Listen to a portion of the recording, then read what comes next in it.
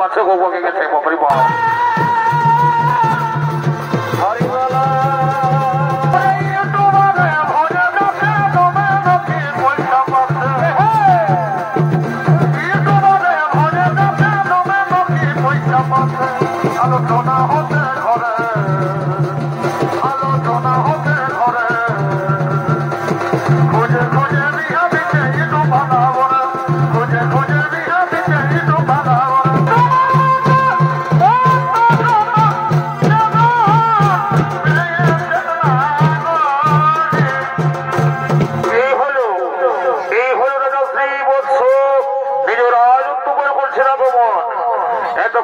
শ্রীবৎসের ভূমিকায় তবে করে দেখাবেন আপনাদের মহান মঞ্চে।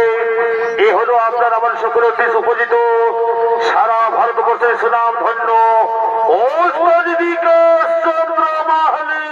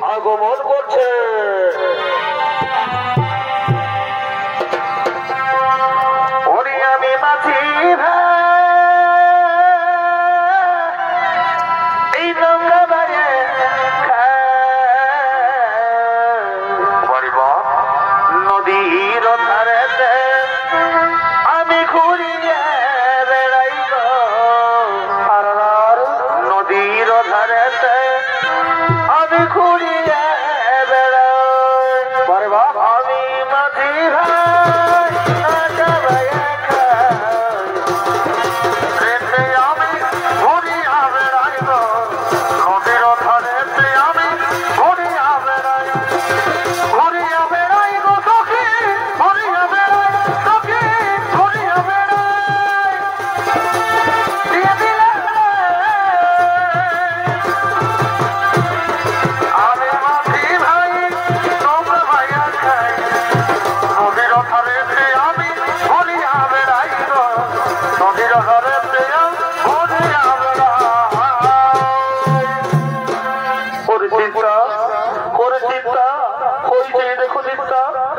মাঝি ভাই নৌকো বাইতে বাইতে আমাদের দিকে আসছে। চলো চিন্তা, আমরা নদীর উপরে চলে যাবো। তাই চলো স্বামী, আমরা নদীর উপরে চলে যাই। মাঝি ভাই, ও মাঝি ভাই, মাঝি ভাই, কি কে তোমরা? ওরে মাঝি ভাই, ওরে মাঝি ভাই, আমি হলাম এখন ভাই রাজা শ্রীবৎস। শরীর কপালে হয়েছে সর্বহারা, হয়েছে পথের ভিখারি। মাঝি ভাই, আমাকে উপরে পার করে দেবে? হে রাজন, হে রাজন, আমার যে ভাঙা নৌকো, এই ভাঙা নৌকোতে একজনের বেশি পার করে যাবে না। আগে হয় তুমি চলো, তা না হয় তোমার স্ত্রী। আচ্ছা ঠিক আছে মাঝি ভাই, তাহলে কাজ করো, আগে আমাদের এই পুটলিখানা পার করে দাও, তারপরে আমরা ওপারে যাবো। হ্যাঁ তুমি ঠিক বলছো রাজন, তাও তোমার সেই পুটলিখানা আমি আগে পার করে দিই। আচ্ছা ঠিক আছে। পরে চিন্তা, পরে চিন্তা, তাও সেই আমাদের পুটলিখানা আমি মাঝি ভাই হাতে ওই নদী পার করাবো, তারপরে আমরা উপরে চলে যাবো। স্বামী, স্বামী গো, ঠিক আছে স্বামী, আমি তাই দিচ্ছি। স্বামী দেবতা, স্বামী দেবতা, এ হলো আমাদের শেষ সহায় সম্বল। তুমি মাঝি ভাইকে বলো যে নদী সাবধানে পার করে যেন কোনো মতেই ক্ষতি না হয়। এই চিন্তা, তার জন্য তুমি চিন্তা করো না, তার জন্য তুমি ভয় পেও না। আমি মাঝি ভাইকে দিয়ে ভালোভাবে পার করাবো। এই নাও স্বামী, এই নাও আমি তোমার হাতে তুলে দিলাম। ওরে মাঝি ভাই, ওরে মাঝি ভাই, এই পুটলিখানা হলো আমার শেষ সহায়।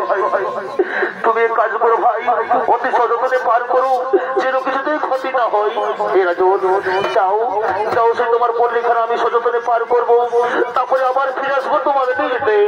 এই নাও মাঝি ভাই, এই নাও।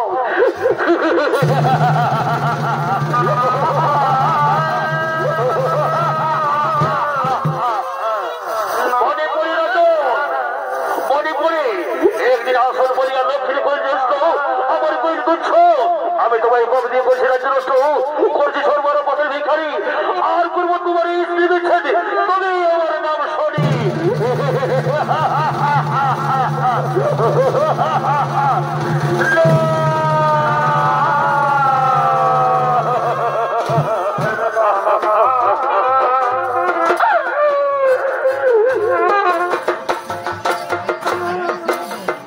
ভগবান, হে নিষ্ঠুর বিধাতা, হে নিষ্ঠুর বিধাতা, আমি তোমার কিনা পাপ করেছিলাম ঠাকুর, তুমি আমায় এত বড় সাজা দিলে প্রভু, তুমি আমায় এত বড় সাজা দিলে। ওরে চিন্তা, ওরে চিন্তা, আজ অনেক দিন হয়ে গেল অনাহরে অনুদ্রা আছি, আমি স্বামী হয়ে তোমায় এক মুঠো খাবার দিতে পারি না। চিন্তা, আমি স্বামী হয়ে এক মুঠো খাবার দিতে পারি না। ওরে চিন্তা, আমার মনে পড়েছে, হয়েছে এই দেখো চিন্তা, দূরে একটি গ্রাম দেখা যাচ্ছে। চলো চিন্তা, ওই গ্রামের দাঁড়িয়ে আমরা ভিক্ষা করবো, আর ভিক্ষা করে আমাদের দিন সংসার চালাবো। চিন্তা, আমরা ভিক্ষা করে দিন সংসার চালাবো। স্বামী, স্বামী গো, তাই চলো স্বামী, আমরা ভিক্ষা করতে যাই।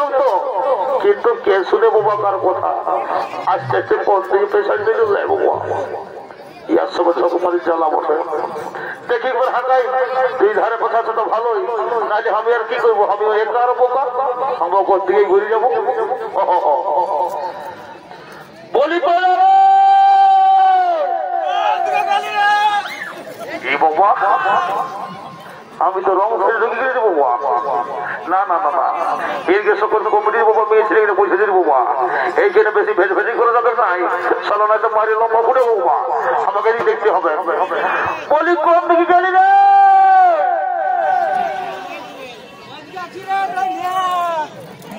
কোন দিকে বলছে ওদের বাবা কি বলছে বলি কোথা গেলি রে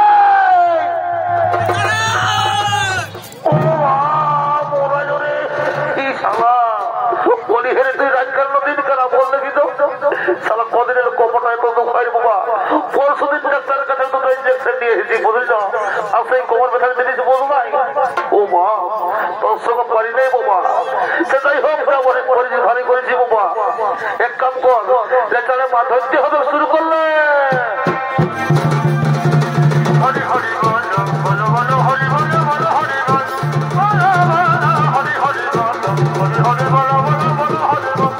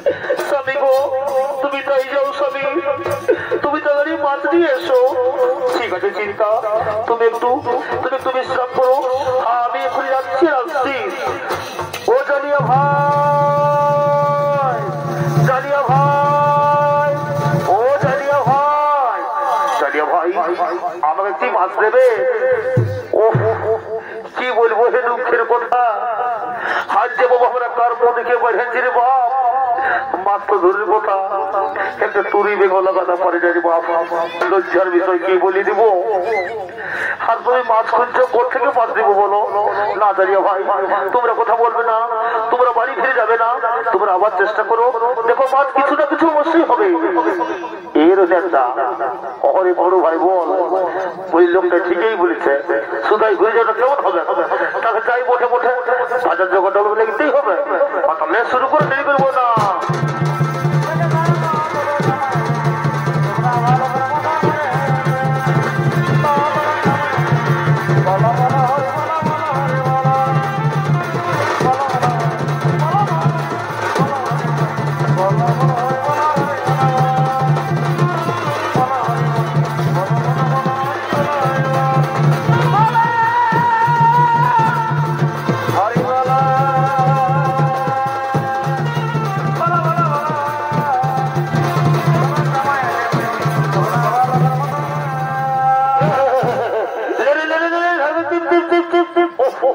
সব পালালো যে করেছে সবাই পালালো। বাপরে বাপ চাঁড়ে ঘষলা আমি তো বলো সব পালালো যে করেছিল সেগুলো বলো এর চালে ছিড়ি আমার রে সবগুলো দেখলে চাঁড়ে বলছিল ভালো করে বাজিয়ে দেবে। বাপরে বাপ বাবারে সরসরে উপর দিয়ে বুঝেছে বাপরে বাবারে এখানে পাওয়া ঢুকরি না না কথা পালাবে আমার হাতে মাছ পালাবে বাবা একদম কাটা মেশা করে ছিড়িয়ে পড়াই দেবো এরই রয়ে দেয়া বল দেখি তো সালা সব পাল্লা আমার হাপুস তাপুস হয়ে মরে গেলি সালা কোথাও কিছু নাই আর লোকটা যাই না বললো সালা আমাদের জাল ভর্তি মাছ হয়ে গেল। ওই লোকটা মানুষরা ভূত বলে রে বাবা যাদের হাঁটায় একদম দেবী যে সালা তো পেট দুঃখ করা বুঝলিস না অতটাই বলছিস এই কথা শুনে লো যাই হোক বাবা ভাগ্য ভালো তুমি যেমন বললে তেমনই হয়ে গেছে। তোমার দুটি মতো আমরা মাছ লাগাইছি তো 3 ভাগে ভাগ করেছি তুমি 1 ভাগ আর আমরা 2 ভাগ কেমন যাবো বা ঘর দিকে দিকে বিরাটি বেশা করে তরকারি পল্টি করে খাবি না আমরা ঘরে আছি।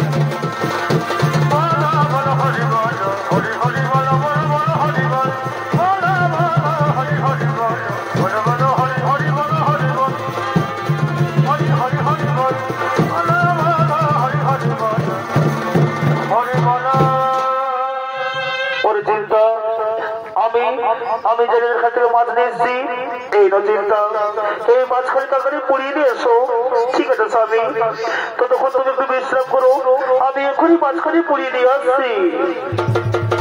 তাই মাননীয় দর্শক মন্ডলী মা ভাই বোনেরা চিন্তা দেবী মাছ পড়াতে গেলেন সেই পোড়া মাছে নবনী লেগেছিল সেই নবনী লেখা পোড়া মাছ ধোয়ার জন্য পুকুর গেলেন কিন্তু শুধু ধুতে তার হাত থেকে পালিয়ে যায়। এমন সময় চিন্তা দেবী স্বামীর কাছে কেটে কেটে ছুটে আসছে স্বামী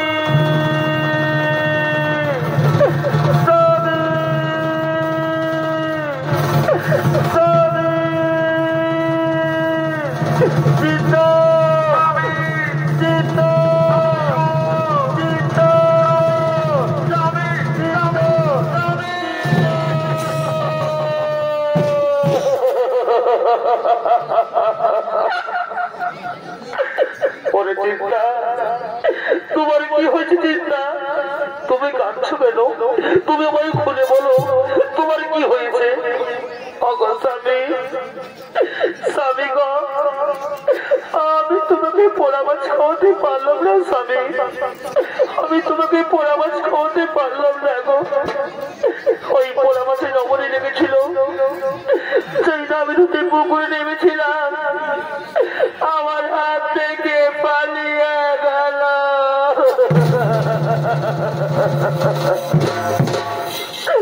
ওরে চিন্তা তুমি কেঁদো না চিন্তা তুমি কেঁদো না এ হলো আমাদের ভাগ্যের বিড়ম্বনা এ হলো শরীর ছিল না।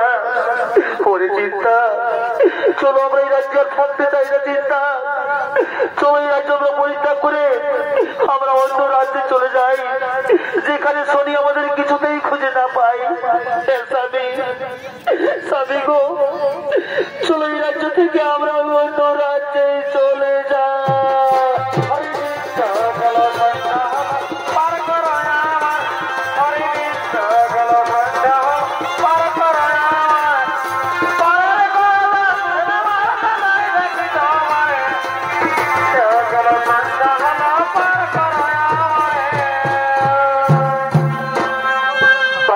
দর্শক মন্ডলী মা ভাই বোনেরা এদিকে রাজা শ্রীবৎস চিন্তা দেবী তারা যেতে যেতে গিয়েছিলেন এক কাছুরিদের সঙ্গে সেখানে বসবাস করতে লাগলেন সেখানে রইতে লাগলেন।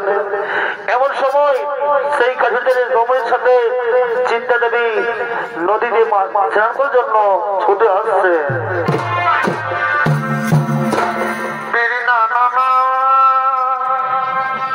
ভাই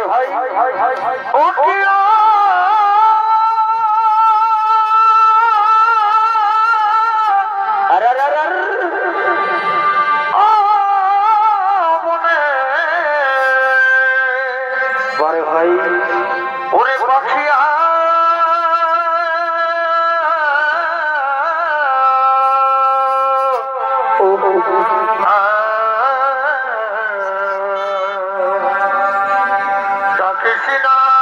প্রিয়া প্রিয়া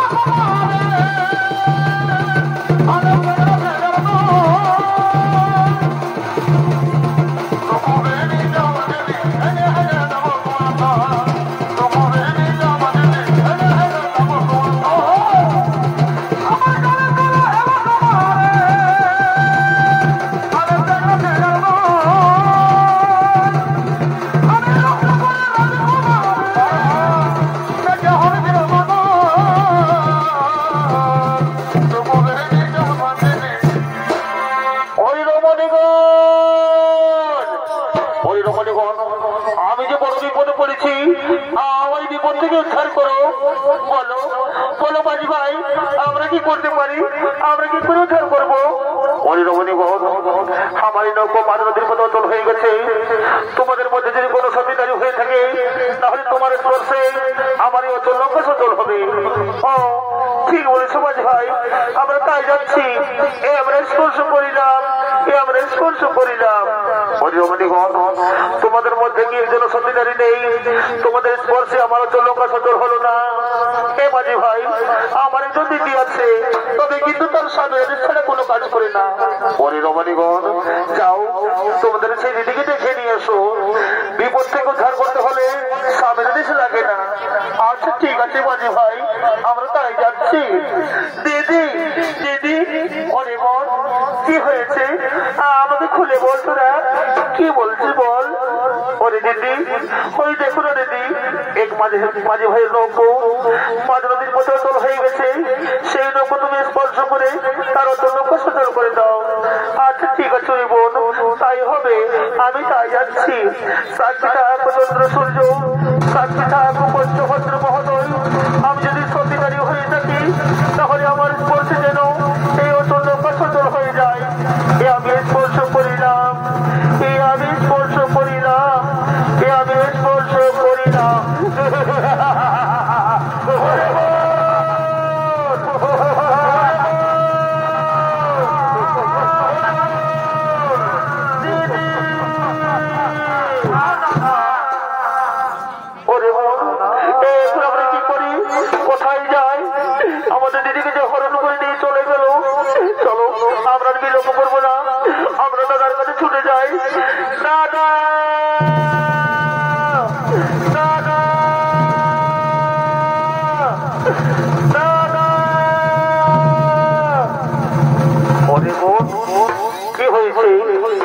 চিৎকার করছো কেন? আমার চিন্তা কোথায়? আমার চিন্তাকে আমি দেখতে পাচ্ছি না কেন? কোথায় গেল আমার চিন্তা? ওরে দাদা, ওরে দাদা, তোমার চিন্তাকে হরণ করে নিয়ে গেছে।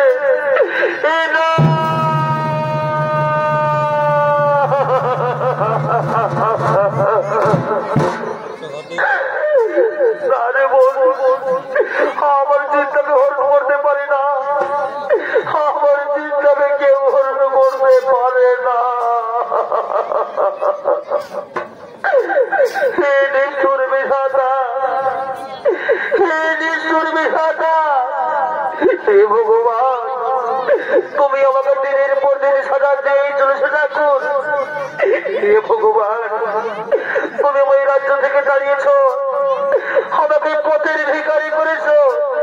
আমি কিন্তু তোমার কাছে কোনদিন লালিশ জানাইনি, কিন্তু হে ভগবান, শেষ পর্যন্ত তুমি আমার কাছ থেকে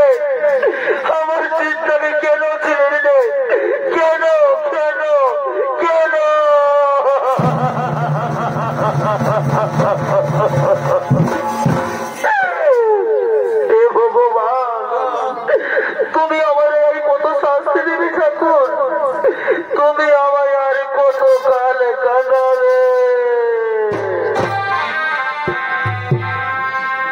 ওই আমায় আর কত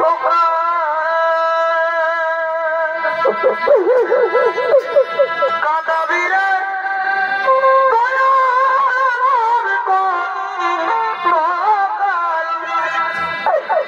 কাঁদাবি রে, গেল না আমার দুঃখেরই কপাল, গেল না আমার দুঃখেরই কপাল। আর কত জ্বালা কাঁদাবি রে, আর কত কাঁদাবি রে, গেল না আমার দুঃখেরই কপাল, গেল না আমার দুঃখেরই কপাল। সুখে ঘরে সুখ লাগালি রে,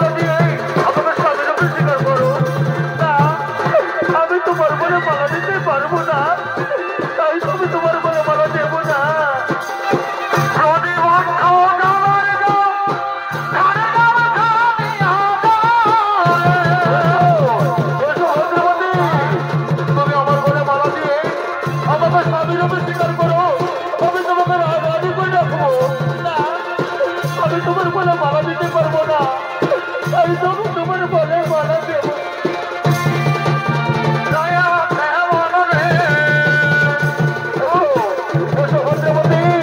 তুমি আমার বলে মালা দিয়ে আমাকে স্বামী বলে স্বীকার করো, আমি তোমাকে রাজধানী করে রাখবো না। আমি তোমার বলে মালা দিতে পারবো না, তাই তো আমি তোমার বলে মালা দেবো না।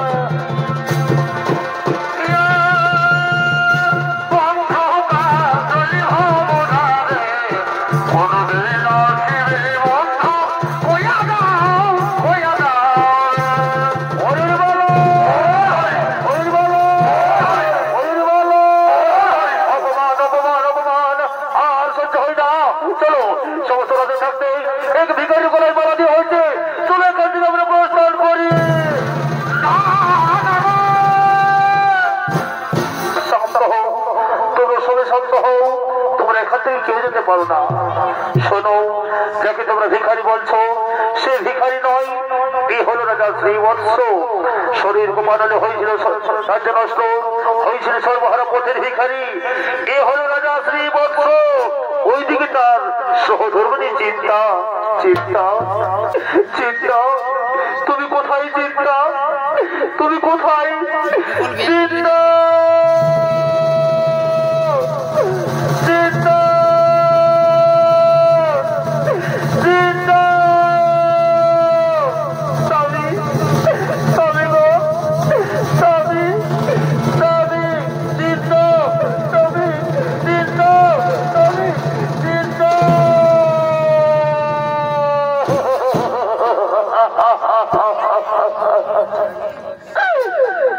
চিন্তা তুমি আমার কাছ থেকে কোথায় হারিয়ে গেছিলে গো?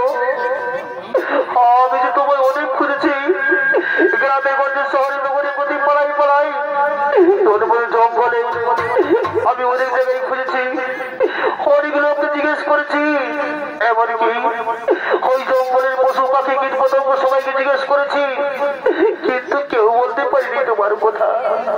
ওরে চিন্তা, আমি যে তোমাকে খুঁজে না পাই, আমি অন্যজনের গলে মালা পরিয়ে দিয়েছি। চিন্তা তুমি যাও, তাকে নিজের মন মনে করে স্বীকার করে নাও।